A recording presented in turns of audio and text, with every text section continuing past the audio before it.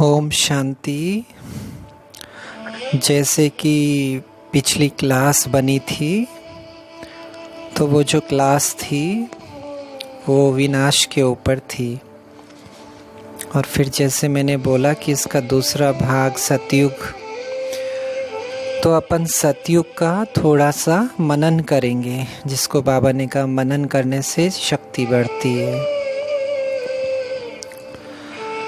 जैसे कि अभी सूक्ष्म वतन में ब्रह्मा बाबा की आत्मा है, अभी इन्हीं कुछ सालों में वो जन्म लेगी और जो यज्ञ के आदि रतन है उनका फिर से जन्म हुआ है। वो बिल्कुल प्योर है और उनके द्वारा संकल्प के द्वारा पवित्रता से शरीर बनेगा श्री कृष्ण का। ऐसे 8 आत्माएं इस सृष्टि पे आएगी और धीरे धीरे ये विनाश शुरू होगा और रिसाइकल होगा सतयुग, फिर से सुंदर आएगा। तो सतयुग में जो हम अभी पुरुषार्थ कर रहे हैं, वैसे ही हम आत्माएं परम धाम से आएगी। जैसे संडे की मुरली में बाबा ने कहा तुम सब परम धाम में रहोगे साथ में, लेकिन आएंगे अपने नंबर से।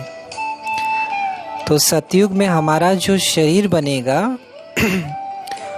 जो बच्चों को निश्चय नहीं है, कईयों को संतान उत्पत्ति दृष्टि से होगी कि पुरुष एकदम दृष्टि से स्त्री को देखेगा और उस तरह से वाइब्रेशन के द्वारा गर्भ महल बनेगा। बच्चा जब जन्म लेगा तो वहाँ कोई दर्द नहीं होगा, न माँ को न बच्चे को। और हमारी जो पालना होगी वो बहुत ही सुंदर। उसके लिए हमारे लिए बहुत सोने के झूले होंगे, पालने होंगे जिसमें हीरे होंगे। और खेलने के लिए जैसे यहाँ टेडी बियर और इलेक्ट्रॉनिक टॉयज़ होते हैं, वहाँ ये नहीं होंगे।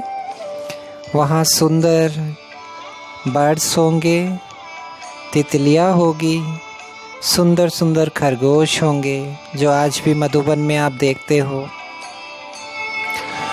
और पढ़ाई जो होगी वो चित्रकारी होगी, संगीत होगा। और जो बहुत अच्छा पुरुषार्थ किया है, जिन्होंने बाबा को बहुत याद किया, अपने विकारों को जीता, पूरी तरह कर्मेंद्रिय जीत, वो रॉयल फैमिली में जन्म लेंगे। रॉयल फैमिली का मतलब बहुत ज़्यादा खुशियाँ। युवा अवस्था में जहाँ आपकी जो ड्रेसेस होगी उसमें बहुत डायमंड्स लगे होंगे, धरती एकदम सोने जैसी चमकती हुई, प्रकृति चारों तरफ सतो प्रधान सुंदर। आपके पास पुष्पक विमान होंगे जो बहुत ही सुंदर डिज़ाइन, बर्ड्स के डिज़ाइंस के होंगे, जो आप संकल्प के द्वारा उड़ सकेंगे। बहुत तेज़ गति से उड़ेंगे लेकिन एक्सीडेंट नहीं होगा। बाबा ने कहा था जो अमेरिका है वो घूमने के लिए होगा, अमेरिका तो नहीं होगा लेकिन वहाँ घूमने के लिए हम जाएंगे। और खाने की बात करें तो फल होंगे जिसमें रस होंगे, थोड़ा सा लिया और रस पी लिया और उसी से आपका पेट भर जाएगा। वहाँ की जो शादियाँ होगी उसमें भी आतिशबाजी होगी, लेकिन वो आतिशबाजियाँ आवाज़ नहीं होगी, रोशनी होगी पर उसमें बारूद जैसा पॉल्यूटेड धुआं नहीं होगा। और भी बहुत सारी खुशियाँ हैं। देवी और देवता साथ में नृत्य करेंगे। 1250 सालों तक ऐसी खुशियाँ होगी। थोड़े से साल के लिए जब हम बाबा के लिए कुछ करते हैं तो हम कहते हैं ना, बाबा हमसे तो नहीं होता, लेकिन सोचो थोड़े से साल के लिए आप त्याग, तपस्या, सहन करना, खुश रहना, व्यर्थ से बचना, पवित्रता के लिए अगर हम ये करते हैं तो हमें कितनी प्राप्ति होती है, कितनी बड़ी प्राप्ति है। न कि 1250 साल, त्रेता युग में भी वो सुख होगा, लेकिन उससे कम होगा, 14 कला होगा, मतलब आत्मा की डिग्री कम हो जाएगी।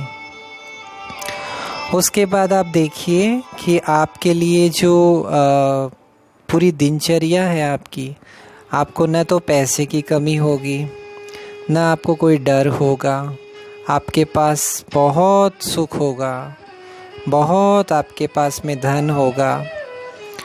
मैं प्रजा की बात नहीं करूँगा, क्योंकि मैं सिर्फ रॉयल फैमिलीज़ की बात करूँगा, क्योंकि रॉयल फैमिलीज़ की खुशियाँ बहुत ही सुंदर होती है।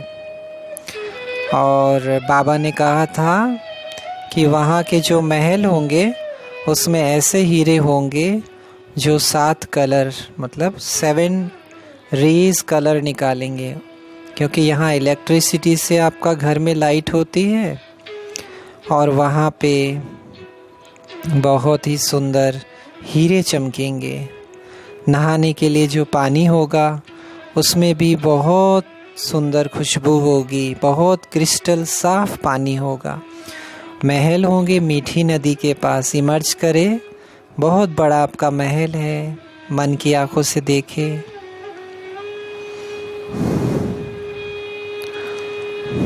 बहुत सुंदर हंस उसमें तैर रहे हैं।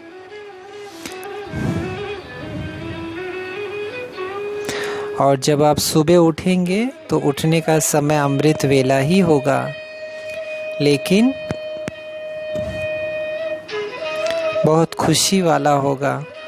वहाँ पे जो चिड़ियाएँ होगी वो आपको जगाएगी, इतनी सुंदर होगी। उसकी आवाज़ महसूस कीजिए, कितनी सुंदर होगी।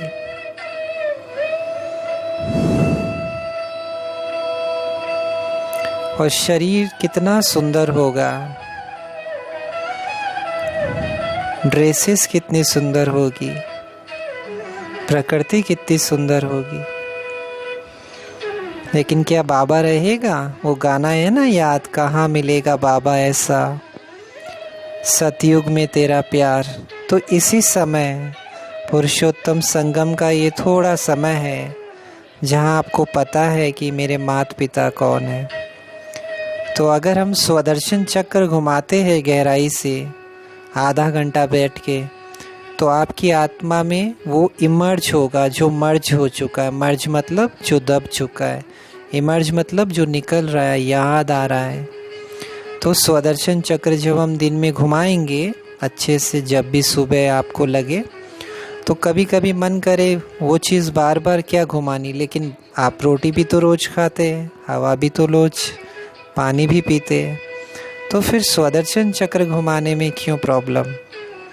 क्योंकि जो आत्माओं ने देखा है, जिनके अंदर वो यादें दबी है, वो ज़रूर घुमाएंगे। और जिनमें नहीं है, जो लेट आए हैं, वो कैसे घुमाएंगे? जिसको बाबा ने भी संडे को कहा कि ये एक पपेट शो है। और संतुष्ट कौन रहेगा? संडे की मुरली में बाबा ने कहा कि जो आत्माएं सर्व प्राप्ति स्वरूप, आपको क्या नहीं मिला है? सब कुछ मिला है, लेकिन आप प्रेजेंट की जो हिसाब किताब है उन आत्माओं में, दुख की तो दुनिया है, सतयुग तो नहीं है, लेकिन इस दुख की दुनिया में भी जैसे चंद्र ग्रहण होता है ना, सूर्य ग्रहण, बीच में वो लकीर होती है, धीरे धीरे उसका इंतज़ार किया जाता है। इसी तरह ये दुख का ग्रहण भी जाने वाला है। तो आप वर्तमान को नहीं देखे, आप भविष्य को देखे, जिसको बाबा ने कहा अगर तुम प्राप्तियों को याद रखोगे तो तुम्हें उमंग उत्साह के पंख मिल जाएंगे, जो तुम्हारे दुखों को बहुत दूर कर देंगे। तुमको दुखों से उसका इफेक्ट नहीं आएगा, जैसे वाटरप्रूफ होता है ना। ओम शांति। जैसे कि पिछली क्लास बनी थी, तो वो जो क्लास थी वो विनाश के ऊपर थी। और फिर जैसे मैंने बोला कि इसका दूसरा भाग सतयुग, तो अपन सतयुग का थोड़ा सा मनन करेंगे, जिसको बाबा ने कहा मनन करने से शक्ति बढ़ती है।